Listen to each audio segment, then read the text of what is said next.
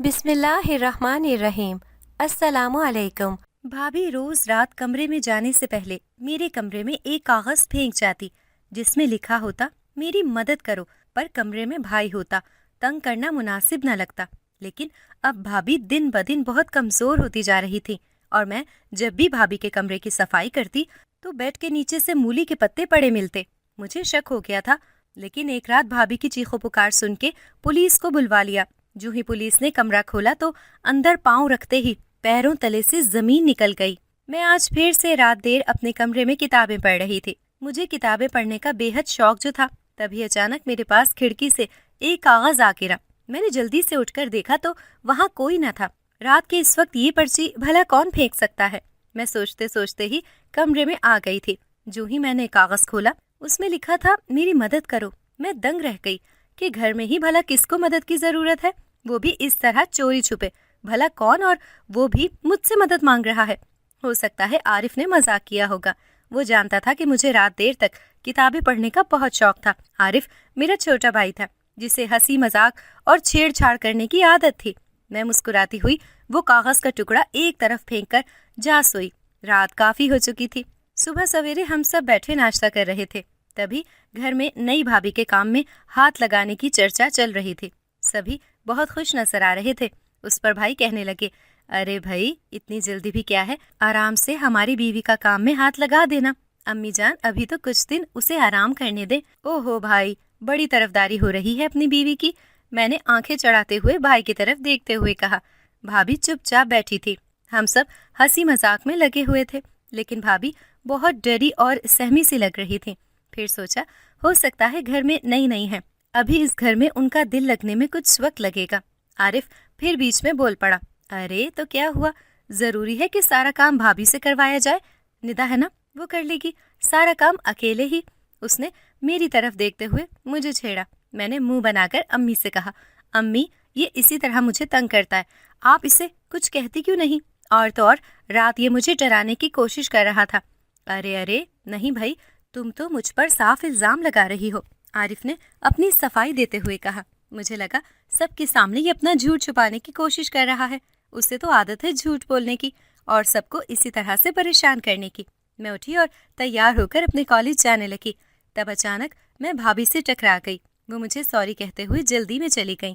میں اپنے کالج، میرے 2 ہی بھائی تھے، ایک بڑے جن کی ابھی نئی شادی ہوئی تھی اور ایک سب سے چھوٹا عارف، اور میں ان دونوں کی اکلوتی بہن جو تھی، اسی لیے دونوں کی ہی لاڈلی تھی۔ اور امی ابو تو ویسے ہی ہم سب بہن بھائیوں پر اپنی جان چھڑکتے تھے، اور گھر میں سب سے بڑی اور سب سے سمجھدار ہماری دادی امی، جو ہم سب سے ہی بہت پیار کرتی تھیں۔ ہم سب خوشی خوشی بھائی کی شادی کر کے ان کی بیگم مہوش بھابھی کو بھی اپنی فیملی میں لے آئے تھے۔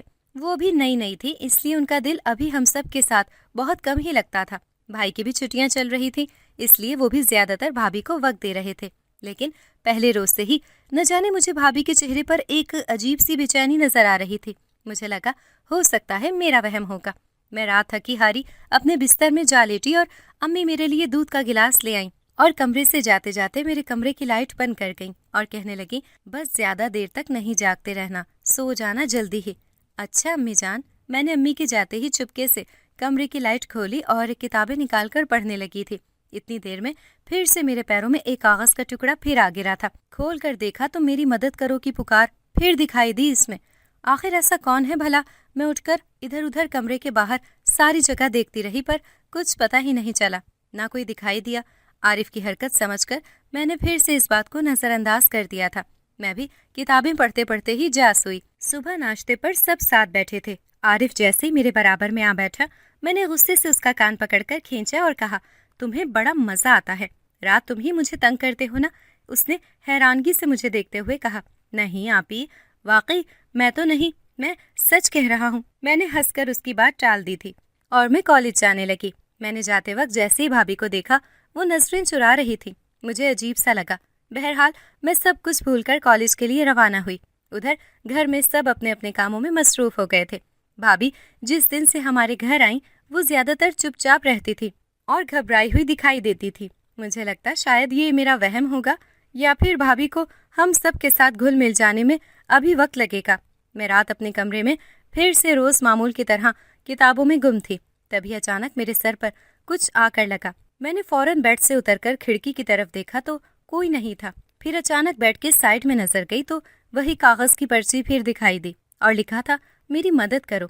मैंने झट से कमरे का दरवाजा खोला, बाहर आई तो कोई मौजूद ना था। इधर उधर देखा, मुझे लगा शायद ये शरारत फिर से आरिफ की है। फौरन आरिफ के कमरे में गई तो हैरान ही रह गई कि वो तो उस वक्त गहरी नींद सोया हुआ था। मेरा दिल घबराने लगा था कि न जाने कौन मुझे मदद के लिए कह रहा था, क्योंकि आरिफ की हरकत होती वो इस तरह सोया ना होता। मैं ये सब सोच ही रही थी कि ठीक उसी वक्त किचन से कुछ खटपट सी आवाज़ें आने लगीं। मैं फौरन दौड़ी हुई किचन की तरफ चल दी। भाभी पानी की बोतल लिए अपने कमरे में जा रही थी। मैं जैसे ही किचन में गई वो मुझे देखकर चौंक पड़ी और नजरें चुराने लगी थी। मुझे लगा ज़रूर कोई तो बात है। जब से भाभी इस घर में आई वो इसी तरह डरी और सहमी हुई रहती हैं। न जाने ऐसी कौन सी बात है जो उन्हें अंदर से खाई जा रही थी। वो दिन ब दिन कमज़ोर होती जा रही थी। हालांकि घर में तो ऐसी कोई भी बात मालूम नहीं होती थी। सब कुछ अच्छा ही चल रहा था, फिर क्यों? मेरा दिल भाभी को लेकर सोच सोच कर परेशान होने लगा था। मैं भाभी भाभी करती रही। वो चुपचाप खामोशी से नजरें चुराती हुई चली गई। मैं अपने कमरे में आ गई थी। सुबह कॉलेज के लिए मैं तैयार हो रही थी। मुझे भाई के कमरे से कुछ आवाज़ें आने लगीं। मैंने जाकर कान लगाए तो अम्मी जान भाई को छुपाकर कोई चीज़ दे रही थी और कह रही थी, इसे बहू के लिए ठीक वैसे ही इस्तेमाल करना जैसे बताया है। मैं सुनकर दंग रह गई कि अम्मी भाई से ये किस बारे में बात कर रही थी। मैं कॉलेज चली गई थी और सारा दिन भाभी के बारे में ही सोचती रही। मेरे दिमाग में आया कि कहीं ऐसा तो नहीं भाभी ही मुझे वो कागज़ देती हों और मुझसे मदद के लिए कहती हों। लेकिन अगर ऐसी कोई बात होती भी तो भाभी सबसे पहले भाई को कहती और चोरी छुपे मुझसे ही क्यों? मैं कॉलेज से जब घर वापस आई तो घर में बातें चल रही थी, जिस पर अम्मी जान का कहना ये था कि काम सब में आधा आधा बांट दिया जाएगा, जिसमें अम्मा ने घर की साफ सफाई की जिम्मेदारी मुझे दी थी और रात खाने की जिम्मेदारी भाभी के हिस्से में आई, और दोपहर सुबह का सब कुछ तो अम्मी पहले ही देख लेती थी। मैंने खुशी खुशी अपना काम ले लिया था। मुझे कोई एतराज़ नहीं था। जिस पर दादी जान अम्मी के कान में कुछ ऐसा कह रही थी कि अच्छा हुआ बहू तुमने ये फैसला कर लिया, इससे नई दुल्हन का दिल भी घर में लगा रहेगा, वो थोड़ी मसरूफ होगी तो सब कुछ भूल जाएगी। मुझे फिर से हैरत हुई कि दादी अम्मा ये किस बारे में कह रही थी। एक रोज़ मैंने घर की साफ सफाई के लिए अपना काम शुरू किया तो मुझे बहुत ही हैरत का झटका लगा। मुझे सफाई के दौरान भाभी के बेड के नीचे से कुछ पत्ते मिले। न जाने वो पत्ते किस चीज़ के थे। मैंने तो पहली बार ही उन पत्तों को देखा था। मैंने उसे कचरे में फेंक दिया और सोचने लगी कि कहीं कोई गड़बड़ तो ज़रूर है, क्योंकि कुछ देर पहले जब मैं भाभी के कमरे में सफाई के लिए आ रही थी तब भाई बहुत डरे हुए लग रहे थे और कह रहे थे, तुम क्यों परेशान हो रही हो, तुम्हारी भाभी अपने कमरे की खुद सफाई कर लेगी। भाई कुछ तो छुपा रहे थे। वो नहीं चाहते थे कि उनके कमरे में कोई भी जाए, लेकिन शादी से पहले तो भाई ने कभी ऐसा नहीं किया था, जबकि भाई का पूरा कमरा फैला हुआ रहता था और मैं ही अम्मी जान के कहने पर उनके पूरे कमरे को साफ करती थी। लेकिन अब तो भाई अपने कमरे में किसी को जाने भी नहीं देते थे सिवाय भाभी के। एक रोज़ हमारे घर एक मोहल्ले की औरत आई और वो अम्मी जान से कुछ बातें कर रही थी। मैं ठीक से तो नहीं सुन पाई थी, लेकिन भाभी का नाम लेकर वो अम्मी जान से कुछ कह रही थी और अम्मी जान को एक शॉपर देकर चली गई थी। अम्मी ने वो शॉपर अपने कमरे में रख दिया था और वापस दादी से आकर बातें करने लगी। मैंने दिल में सोचा, ऐसा भी क्या है इस शॉपर में। मैं जैसे ही अम्मी जान के कमरे में गई वहाँ तो भाई पहले ही मौजूद था और मुझे देखकर घबराने लगा और नजरें चुराते हुए वो शॉपर लेकर चुपचाप अपने कमरे में चला गया। मैं सोच सोचकर परेशान हो रही थी। मुझे नहीं मालूम था हमारे घर में भाभी को लेकर एक गहरा राज छुपा था, जिसके सामने आते ही मुझ पर कयामत ही टूट पड़ी थी। मैंने किचन में अम्मी जान से काम करते हुए कहा, अम्मी जान वो जो आंटी आई थी वो आपको शॉपर में क्या देकर गई थी? अम्मी जान मुस्कुराने लगी और कहने लगी, अरे बेटा वो तुम्हारी दादी अम्मा के कपड़े थे, मैंने उन्हें सिलाई के लिए दे रखे थे, मैं बस वही देने यहाँ आई थी। मैंने दूसरा सवाल किया, अच्छा अम्मी जान फिर वो भाभी के बारे में आपसे चुपकर क्या बातें कर रही थी? अम्मी जान फिर हंस पड़ी, अरे बेटा तुम तो जानती ही हो आजकल मोहल्ले के लोगों को बड़ी बेचैनी लगी रहती है, शादी होते ही पूछताछ में लग जाती हैं कि कोई खुशखबरी है या नहीं। बस यही वो बहू को लेकर मुझसे पूछ रही थी। उस पर मुझे भी मुस्कुराहट आ गई। मैंने कहा, क्या वाकई अम्मी जान मैं जल्दी फूफो बनने वाली हूँ? अम्मी ने कहा, अरे पागल अभी तो ऐसा कुछ नहीं है, जब कभी होगा तो हम तुम्हें ज़रूर बताएंगे। पल भर के लिए मैं खुश होने लगी थी। मुझे लगा शायद भाभी के दिन ब दिन कमज़ोर होने की वजह ये हो, लेकिन मुझे अम्मी की बातें परेशान कर रही थी। अम्मी जान ने कहा, इस शॉपर में दादी के कपड़े थे, जबकि वो भाई अपने कमरे में ले जा रहा था। दादी के कपड़ों से भला भाई और भाभी को क्या काम। और दूसरी तरफ मैं भाभी को कुछ दिनों से उल्टियां करते देख रही थी और साथ ही वो खाने पीने से भी दूर भागने लगी थी। उनसे न खाया जा रहा था और ना ही पिया जा रहा था। मेरी तो कुछ समझ नहीं आ रहा था। या तो भाभी मुझसे कुछ छुपा रही थी या फिर घर वाले कुछ तो ऐसा जानते थे जो मुझे नहीं मालूम था। मैंने अगले रोज भाभी के कमरे की फिर साफ सफाई की, क्योंकि उस वक्त भाई घर पर मौजूद नहीं थे और भाभी भी अम्मी जान के साथ बाजार गई हुई थी। मौका देखकर मैंने भाभी के कमरे की सफाई सुथराई की। मुझे फिर से भाभी के बेड के नीचे से वही पत्ते मिले जो उस दिन मिले थे। मैंने जल्दी से चंद पत्ते लेकर अपने कमरे में आकर अपनी किताबों के बीच रख दिए और जाकर अपने काम में लग गई थी। मुझे नहीं मालूम था इस घर में पिछले कुछ दिनों से जब से भाई की शादी हुई क्या चल रहा था। रात फिर से मैं किताबें पढ़ रही थी और गहरी नींद में आंखें भरी हुई महसूस हो रही थी। अचानक खट से खिड़की पर कुछ आकर गिरा। मैंने जैसी नजरें घुमाई, मेरे पास एक कागज का टुकड़ा फिर आ गया था। मैंने जैसे ही उसे खोला, उसमें वही लिखा था, मेरी मदद करो।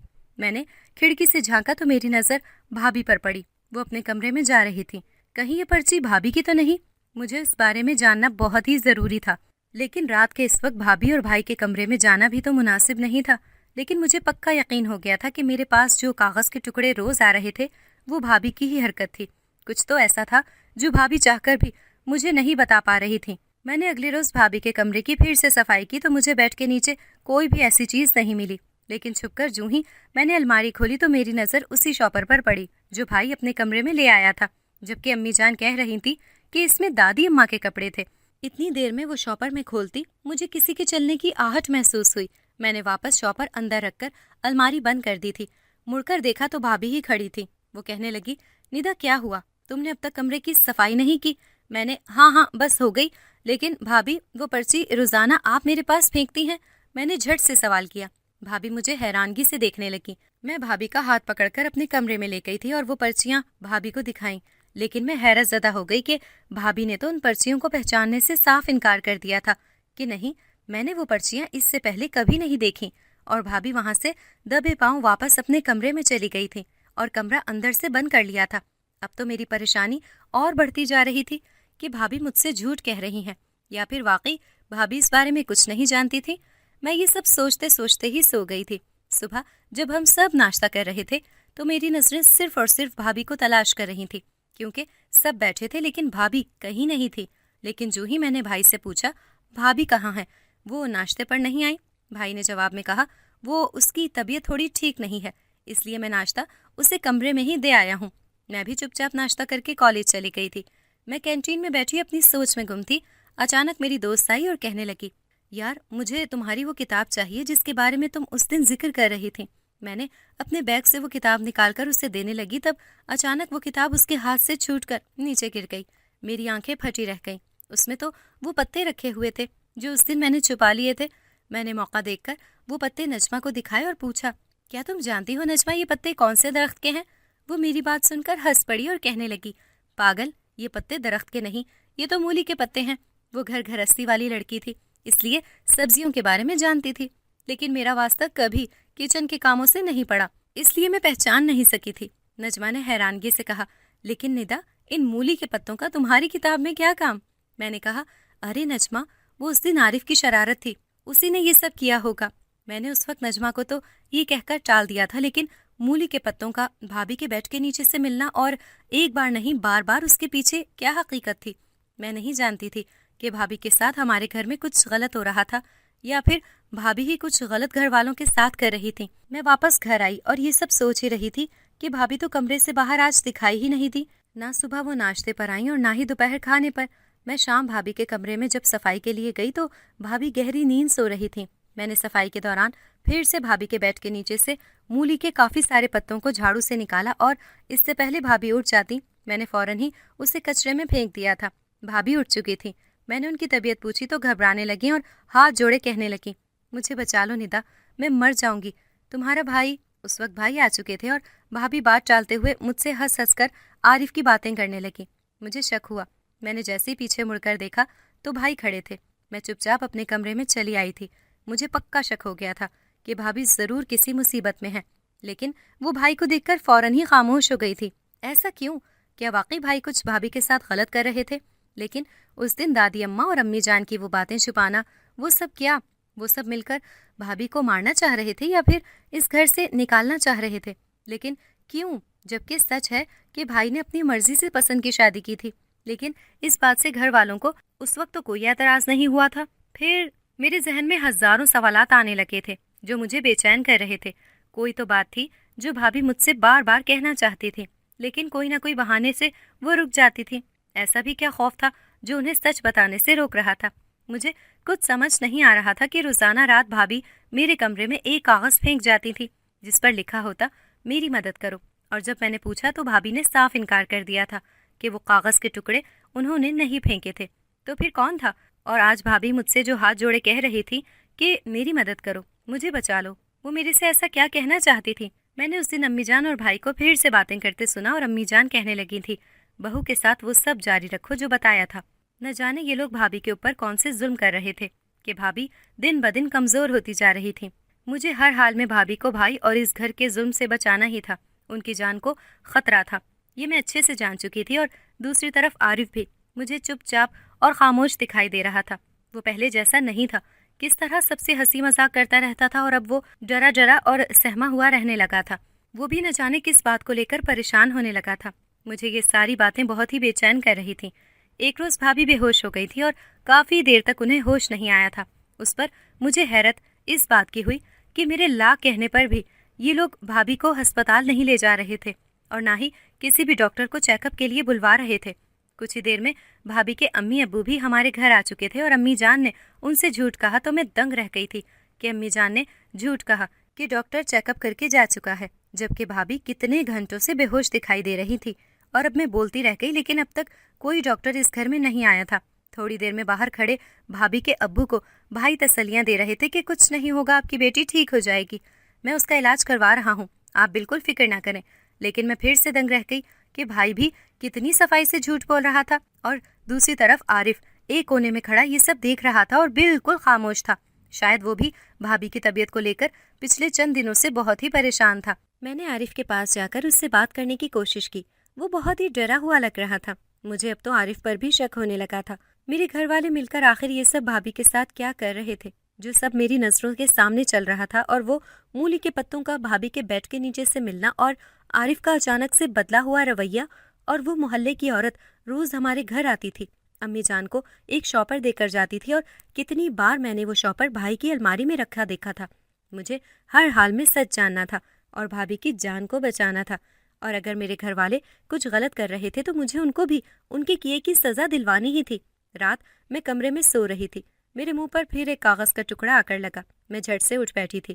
میں نے کھول کر دیکھا تو روز معمول کی طرح اس پر لکھا تھا میری مدد کرو۔ میں نے کھڑکی سے دیکھا تو کوئی نہیں تھا۔ میں جلدی سے کمرے سے باہر آئی تو مجھے شور کی آوازیں آنے لگیں۔ میں جیسے ہی بھابھی کے کمرے کی طرف گئی تو اندر سے بھابھی کے چیخنے چلانے کی آوازیں آنے لگیں۔ مجھے بے حد صدمہ لگا کہ کہیں بھائی بھابھی کے ساتھ رات کے اس وقت ان کے کمرے میں جانا بھی تو مناسب نہیں تھا۔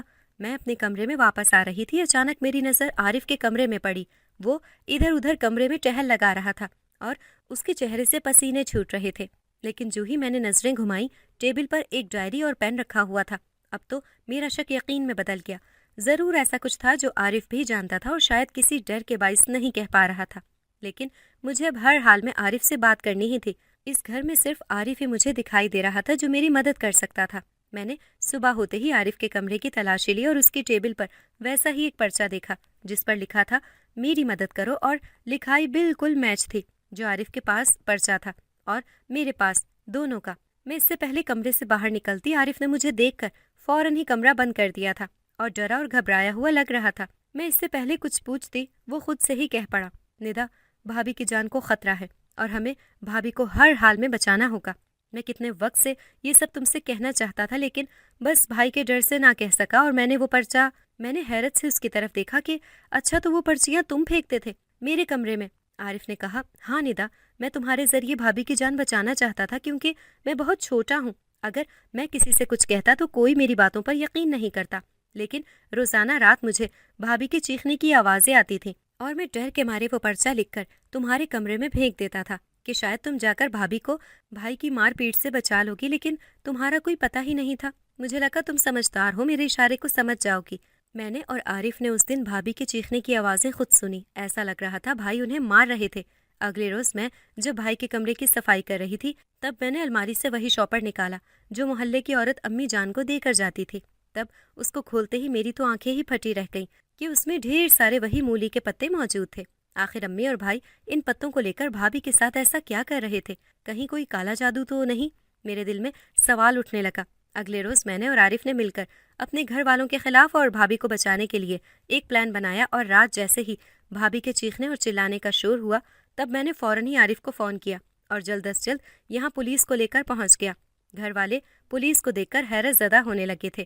عارف پولیس کو کیوں لایا تھا؟ پولیس کو دیکھ کر بہت زیادہ چونک گئے کہ عارف پولیس کے ساتھ اور سیدھا بھائی بھابھی کے کمرے میں. جیسے ہی پولیس نے دروازہ کھولا تو پیروں تلے زمین ہی نکل گئی. بھابھی اس وقت بہت ہی برے حال میں تھی اور زور زور سے چیخنے چلانے لگی تھی جبکہ بھائی انہیں زبردستی پکڑنے کی کوشش کر رہے تھے لیکن ان کو سنبھال نہیں پا رہے تھے.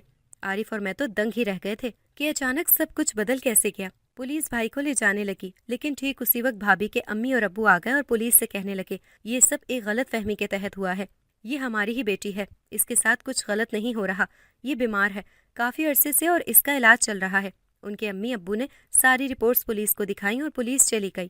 مجھے اور عارف کو بہت افسوس ہو رہا تھا. ہم اپنے گھر والوں کو بالکل غلط سمجھ بیٹھے تھے. بھابھی جس دن شادی کر کے گھر آئی تھی وہ اس لیے پریشان تھی کہ وہ بیماری سے سوچ سوچ کر ٹینشن سے خود کو پاگل پن کی حد تک لے گئی تھی جبکہ شادی سے پہلے ہی بھابھی کو کالا یرقان ہو گیا تھا اور ساری ڈاکٹروں نے انہیں جواب دے دیا تھا. تب بھائی محبت کی خاطر انہیں شادی کر کے گھر لے آئے تھے اور ان کے علاج کی ذمہ داری بھی لے لی تھی. بھائی کسی مشہور و معروف حکیم سے بھابھی کا علاج کروا رہے تھے اور کالے یرقان کی سب سے زیادہ شفا مولی کے پتوں کے رس میں تھی. اس لیے امی جان محلے کی اس عورت سے وہ پتے منگواتی تھیں کیونکہ اس کا شوہر سبزی والا تھا اور وہ ڈھیروں پتے امی جان کو لا کر دیتی تھی اور بھائی اسے بھابھی کو دوا بنا کر دیتے تھے. لیکن بھابھی کو لگتا تھا کہ بھائی انہیں مارنے کی کوشش کر رہے ہیں کیونکہ بیماری نے انہیں ذہنی دباؤ میں ڈال دیا تھا اور رات وہ چیختی چلاتی تھیں. انہیں دورے پڑنے لگ جاتے تھے لیکن کافی حد تک اب ان کا علاج ممکن ہونے کو تھا. حکیمی دوا کے ساتھ ساتھ بھائی ملک سے باہر بڑے ڈاکٹر سے بھی بھابھی کا علاج آن لائن رابطے کے ذریعے کروا رہے تھے اور ہمیں گھر والوں نے یہ بات اس لیے نہیں بتائی تھی کہ ناسمجھی میں اگر میرے اور عارف کے منہ سے باہر کسی کے سامنے کچھ نکل جاتا تو زمانے والے بھابھی کو لے کر نہ جانے کیا کیا باتیں بناتے. اسی لیے ہم سے گھر والوں نے یہ سب چھپایا تھا اور عارف مجھے گھر والوں کو لے کر اتنی بڑی غلط فہمی ہونے لگی تھی. پھر بھابھی کے امی اور ابو نے بھی تمام قصہ بتایا تو عارف اور مجھے انتہائی صدمہ لگا کہ بھابھی اس لیے اتنا گمسم رہتی تھی. عارف اور میں نے اپنے گھر والوں سے معافی مانگ لی تھی اور ساتھ ہی اپنے بھائی سے بھی معافی مانگی اور ہمیں اپنے بھائی پر فخر محسوس ہونے لگا تھا کہ انہوں نے بھابھی کی جان بچائی اور ہر حال میں انہیں چھوڑا نہیں, ان سے شادی کر ہی لی تھی. اس واقعے کو پورے 3 ماہ گزر چکے تھے. اب تو بھابھی بھی بالکل ٹھیک ہو چکی تھی اور جلد ہی میں پھوپھو بننے جا رہی تھی. اگر آپ کو ہماری آج کی کہانی پسند آئی ہے تو اسے لائک کریں, شیئر کریں اور چینل کو سبسکرائب کرنا مت بھولیے گا تاکہ آپ کو ہر نئی آنے والی ویڈیو کا نوٹیفیکیشن بر وقت ملتا رہے.